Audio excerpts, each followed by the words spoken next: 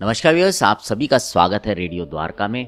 आज हम आए हैं गुरुग्राम के ऑन्को एक्सपर्ट क्लिनिक में और मेरे साथ हैं डॉक्टर गौरव दीक्षित। डॉक्टर गौरव के बारे में बताना चाहूँगा कि डॉक्टर गौरव एचओडी हैं हीमेटोलॉजी और बोन मैरो ट्रांसप्लांट के आर्टेमिस हॉस्पिटल गुरुग्राम में। सर, आपका बहुत बहुत स्वागत है। आज हम डॉक्टर साहब से जानेंगे कि मल्टीपल माइलोमा जो कि एक प्रकार का ब्लड कैंसर होता है, इसके बारे में पूरी जानकारी लेंगे। सर, जो मल्टीपल माइलोमा की हम अगर बात करें तो एक प्रकार का ब्लड कैंसर है, ये एक्चुअली होता क्या है? धन्यवाद विशाल जी। तो हम पहले बात करते हैं कि कैंसर क्या है। So cancer is replacement of normal tissue by normal tissue. सरल भाषा में बात करें तो कोई भी जो सामान्य काम करने वाला जो टिश्यू होता है या शरीर का अंग होता है, अगर वही असामान्य तरीके से व्यवहार करता है तो उसको हम कैंसर बोलते हैं। अगर यही लंग के या फेफड़ों में होता है तो उसको फेफड़े का कैंसर बोला जाता है। यही अगर ब्लड में होता है उसको हम लोग ब्लड कैंसर बोलते हैं। मल्टीपल माइलोमा एक प्रकार का ब्लड कैंसर है और ब्लड कैंसर में भी ये एक ऐसा कैंसर है जिसकी ट्रीटमेंट पूरी तरीके से संभव है। सो इसलिए हमें इस बारे में जागरूकता बचानी बहुत ज़रूरी है ताकि इस इलाज वाली बीमारी को हम लोग ट्रीट कर सकें, सही समय पर पकड़ सकें। जैसे कि बहुत सारी बीमारियां होती हैं जो कि एक पर्टिकुलर तरह के एज ग्रुप में आदमी को हिट करती हैं, तो क्या अगर मैं बात करूं मल्टीपल माइलोमा और इस ब्लड कैंसर की, तो क्या इसके ये किसी पर्टिकुलर एज ग्रुप में ज़्यादा होने के चांसेस हैं? ये काफ़ी अच्छा सवाल पूछा आपने, क्योंकि ये जो बीमारी होती है वो एल्डरली या बड़े एज ग्रुप में होती है। तो आमतौर पे जो पेशेंट्स होते हैं वो 60 साल या उससे ऊपर की एज में ही इसको प्रेजेंट करते हैं और कुछ पेशेंट्स 70 साल 75 साल तक में देखते हैं हम कुछ इंडिया में, भारत में ये यंगर एज में भी होती है, मतलब 40-45 की एज में भी हम लोग देखते हैं। बट अमूमन इसका जो उम्र है वो अराउंड 60-65 साल की होती है। अक्सर कैंसर के बारे में कहा जाता है कि इसके लक्षण थोड़ा देर से दिखते हैं, बट क्या मैं अगर आपसे जानूं तो मल्टीपल माइलोमा के क्या लक्षण होते हैं और क्या ये मतलब किस समय के दौरान दिख जाते हैं? ये एक मल्टीपल माइलोमा बहुत ही स्लो ग्रोइंग कैंसर होता है, धीरे धीरे बढ़ने वाला कैंसर होता है। तो इसलिए कई बार इसके जो सिम्टम्स और साइंस होते हैं वो हमें एकदम से नहीं दिखते। सो कुछ समय इसको लगता है अपने जो सिम्टम्स और साइन को दिखाने में। और इसके जो हम लोग फीचर बोलते हैं उसको क्रैब का नाम दिया जाता है। क्रैब मतलब सी से कैल्शियम इसमें जो हड्डियाँ होती है हमारी शरीर की, पेशेंट की, वो पिघलने लग जाती हैं। इसकी वजह से कैल्शियम शरीर में बढ़ जाता है। कैल्शियम बढ़ने से कुछ पेशेंट्स में कॉन्स्टिपेशन या शरीर में दर्द, हड्डियों में कमज़ोरी या कन्फ्यूजन, ये सारे सिम्टम्स आते हैं। आर का मतलब होता है रीनल फेलियर। तो इसका मतलब ये होता है कि जो कैंसर सेल्स हैं वो किडनी पे जाके काम इफेक्ट करते हैं और उसकी वजह से ये जो किडनी का शटडाउन या किडनी का फेलियर भी हो सकता है। A is for anaemia. Anaemia का मतलब ये है कि खून की कमी होना।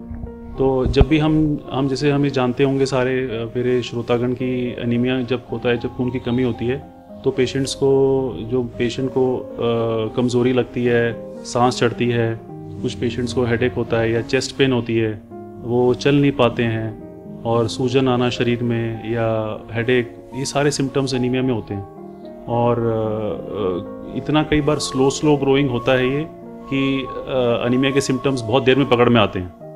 और लास्ट में जो बी होता है, बी का मतलब होता है बोनी लीजन्स।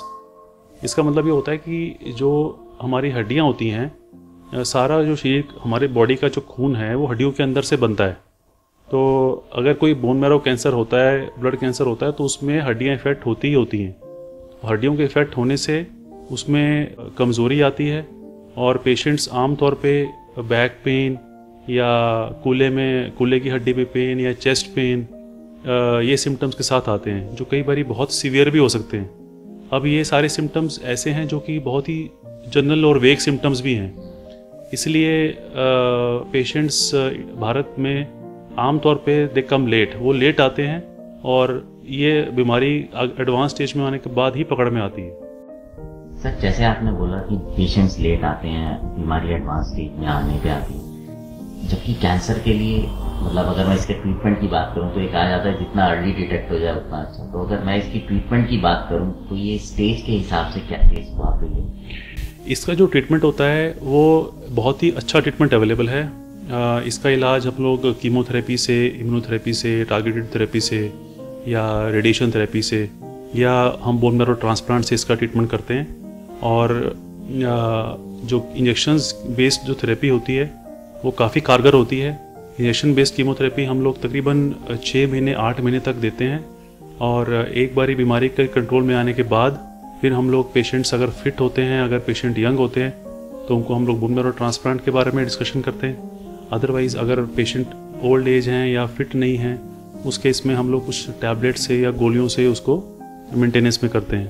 तो उसका जो पूरा इलाज है 6-8 महीने का जो इंटेंस फेज़ है हम लोग वो समझते हैं, वो मानते हैं, followed by about 2 years of maintenance.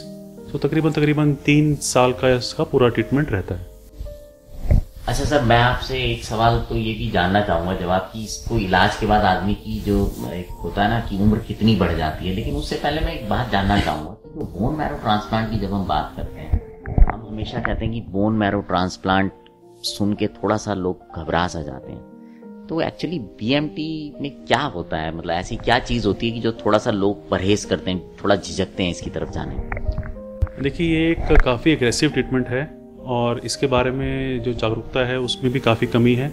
जो बोन मैरो ट्रांसप्लांट होता है वो that is basically replacement of diseased bone marrow by a normal marrow.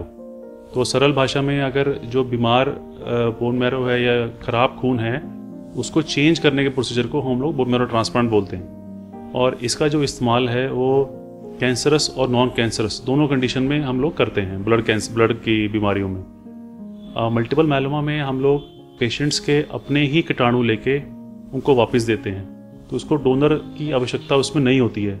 इसको हम लोग ऑटोलोगस ट्रांसप्लांटेशन बोलते हैं। और ये क्योंकि ट्रांसप्लांट से सारे घबराते हैं, सबको लगता है कि सर्जरी है, ऑपरेशन है, एनेस्थीसिया है, डोनेशन होगा, परंतु ऐसा कुछ भी नहीं है। Bone marrow transplant is a process और ये एक कीमोथेरेपी देने का अलग तरीका होता है, और इसमें कोई भी सर्जरी, ऑपरेशन, एनेस्थीसिया ऐसी इन्वॉल्वमेंट नहीं होती है। इसके जरिए से हम लोग जो इफ़ेक्टिव कीमोथेरेपी है वो हम ज़्यादा डोज में दे पाते हैं, और ज़्यादा डोज में दे पाने से जो कैंसर सेल्स की जो मारक क्षमता होती है कीमोथेरेपी ड्रग्स की, सो वो बढ़ जाती है। सो कैंसर जो सेल है वो बहुत ही लो लेवल पे या ज़ीरो लेवल पे आ जाता है। इसका प्रिंसिपल ये है। तो ये मैं सबको बताना चाहूँगा, इससे घबराने की ज़रूरत नहीं है। इट इज़ ए प्रोसेस, मतलब ये 10 डेज़ का एक जैसे कीमोथेरेपी साइकिल होता है वैसा रहता है, और इसके बाद पेशेंट्स आमतौर पे नॉर्मल लाइफ अपनी व्यतीत कर सकते हैं, स्पेशली इन मल्टीपल मायलोमा। एक क्वेश्चन लेना चाहूँगा कि कैंसर, बहुत सारे कैंसर इस तरह से होते हैं जो पूरे ट्रीट हो जाते हैं, और कुछ ऐसे होते हैं जिसमें आदमी की उम्र बढ़ जाती है। मतलब वैसे तो जैसे डायबिटीज़ है, रिवर्स हो जाए तो ठीक है, नहीं तो लोग दवाई खा के अपनी उम्र बढ़ाते हैं।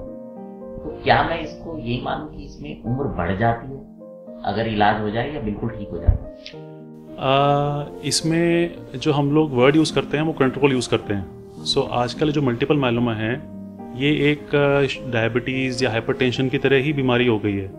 अब कहने को तो कैंसर है, परंतु जो इसका इलाज है वो सेटिस्फैक्ट्री। आप जैसे देखेंगे कि दवाई किसी ने खाई, जो अगर ढंग से दवाई खाता है, प्रॉपरली टाइम से लेता है, तो उसका बीपी भी अच्छा रहता है, उसका शुगर भी कंट्रोल में रहती है, तो ठीक है, उसको लंबा टाइम तक दवाई खानी पड़ेगी, परंतु बीमारी ठीक रहती है, तो अंडर कंट्रोल रहती है। तो इसी तरीके से मल्टीपल मायलोमा आजकल हम लोग ट्रीट करते हैं, जो कि ये ट्रीटमेंट लंबा चलता है, परंतु उसका इलाज इज़ वेरी गुड। और अगर पेशेंट हमारे पास जो सिम्टम्स हमने डिस्कस किए उससे आते भी हैं, तो विद इन 1 और 2 मंथ्स आमतौर पे पेशेंट सिम्टम फ्री हो जाते हैं, और जो उनका दर्द है वो कम हो जाता है, उनका जो अनीमिया, खून बढ़ना शुरू हो जाता है। तो इसके बाद एक मेंटेनेंस फेज चाहिए होता है ताकि बीमारी वापस ना आए। सो ये एक पूरा प्रोसेस है, तो इस बारे में हमें डिस्कस करना चाहिए शायद कि हमें इसका इलाज कितना अच्छा है, लाइफ कितनी अच्छी होती है। पूरा क्योर की बात करेंगे तो क्योर हम लोग वर्ड यूज़ नहीं करेंगे इसमें, जो कि एक चीज़ आपसे समझना चाहते हैं। हाँ जी, आपने सादगी से, संजीदगी से चीज़ को बताया, क्योंकि कई बार हम सोचते हैं क्योर, तो एक जो लाइफ एक्सपेक्टेंसी बढ़ना भी जो है वो भी एक तरह का कंट्रोल है। जैसे जिन लोगों को शुगर होती है वो उनकी मेरे ख्याल से दवाई खा के उम्र बढ़ाते ही हैं वो। हाँ, मेरे फादर की मुझे याद नहीं है, जब मैं 5वीं में 6वीं में था तब से उनको शुगर है, विच इज़ वेल कंट्रोल्ड। तो ऐसे ही कुछ मल्टीपल मायलोमा का ट्रीटमेंट हो गया है।